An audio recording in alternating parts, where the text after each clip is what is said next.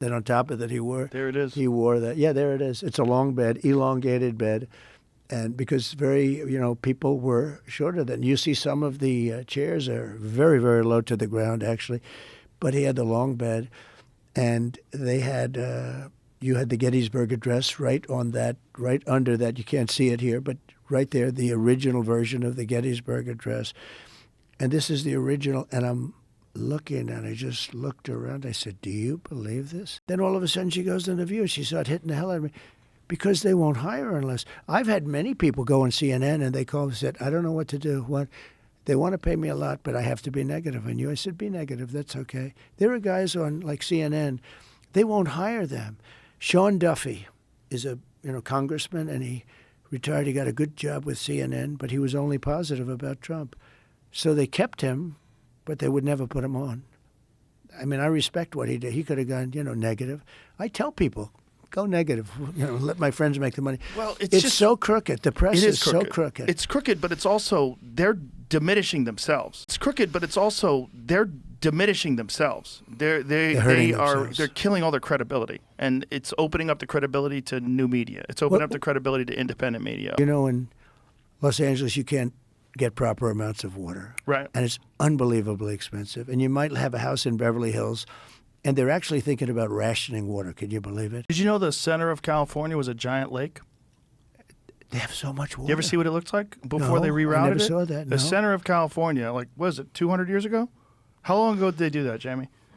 The center of California had a fucking enormous lake in the middle of California. I think that area is going to be radioactive for probably longer than you could imagine. But the point is they're better at it now. Right. And that they could do it now, and you can generate power in a way that you don't have to worry about these. Right over here.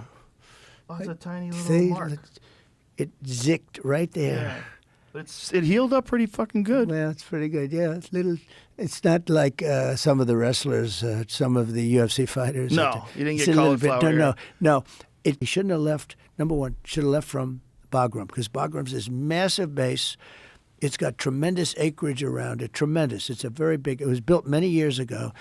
And part of the reason you wouldn't have taken that is because it goes to China. 1 hour from where China makes its nuclear missiles. You should have never left Bagram. Number one, they should have left from Bagram. They should have left last. They should have got, we have Americans that are still there. They should have taken all their equipment out. Everything, every plane, every screw should have been taken out, every tent. And I said that. That's when I realized that Millie was a dummy. I said, "We're leaving, but I want to get everything out. Sir, it's cheaper to leave it." I said, "What do you mean cheaper to leave it?" Yeah, he said it's cheaper to leave it. That was cheaper. He said it's cheaper. Sir. Not more dangerous. But didn't that bill also include amnesty for the people that are already here? Joe, this is years after the fact. The damage was already done. But what was the bill? Well, the bill was nothing. Problem? I would say that, and I think in many ways they've done a good job. In many ways they've done a bad job. But I would say that the Big Pharma wasn't thrilled when they heard that, I have a relation. I've actually always gotten along very well with him. I've known him a long time. He's a different kind of a guy. He's very smart, great guy. And he's very sincere about this. I mean, he really is, he thinks... We spend a fortune on pesticides and all this stuff, and then you end up with that chart is a terrible chart. The one previous, it's a good question actually. Well, certainly if it doesn't affect me. Some pharmaceutical drugs that have been prescribed that have negative consequences that these people have been profiting off of, and then you have a guy like RFK Jr. who spends an enormous amount of time highlighting those things. You could say how they've been very reluctant to have you support him.